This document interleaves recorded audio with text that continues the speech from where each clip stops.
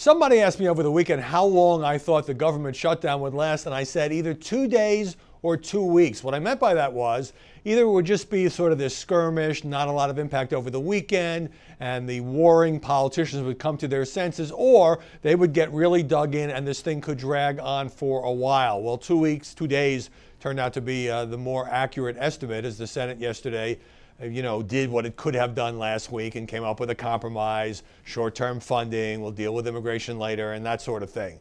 But what's fascinating to me is the furious spinning that went on both during the brief shutdown and in what I call the post-shutdown period. And by the way, this issue isn't over because now Mitch McConnell has said there will be an open debate on immigration, DACA, border wall, and all of that. So it just kind of pushes that off while allowing, millions of federal employees to get paid and people to be able to visit the national parks and get their Social Security checks, and federal employees, which is a big deal here in the Washington area, will be able to get paid as well.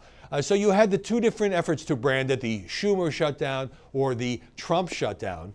You had the Democrats getting blamed by some news organizations. New York Times headline said Senate Democrats, reject effort to avert budget impasse because they wouldn't go along, Schumer and company wouldn't go along with the White House offer of a stopgap funding measure because they thought they had the most leverage with the government on the verge of shutting down to try to get a deal on the Dreamers. What's fascinating here, by the way, is that the two sides aren't that far apart. President Trump has said repeatedly he wants to do something for the Dreamers. He wants Congress to act. He sees it as a bill of love. But when you get into the particulars, such as how much funding for the border wall the Democrats would be willing to agree to, that's when things get bogged down. And there is hypocrisy on both sides. I look back to what people were saying in 2013. At that time, the Obama administration was accusing Republicans of holding the government hostage over an ideological issue, which was stopping Obamacare.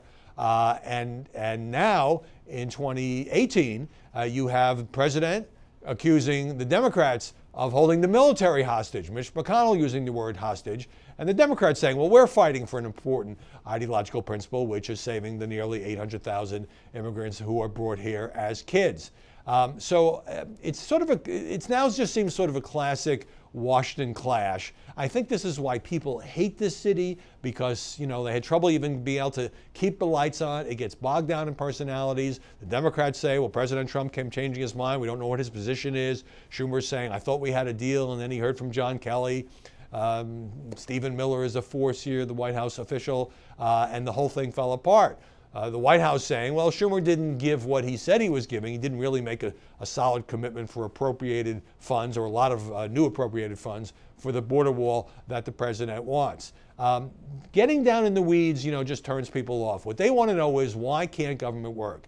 And the one vulnerability here for the administration, beyond the back and forth, was, of course, the fact that Republicans control everything, the White House and both houses of Congress. As long as that is the case, they were always going to bear some of the responsibility. So it's another kick the can compromise, but this time we might finally see whether the two sides, which clearly have come to distrust each other, could finally make a deal on this incredibly polarizing immigration issue, a deal that eluded George W. Bush, Barack Obama, and we'll see whether President Trump and the Democrats can finally get it done.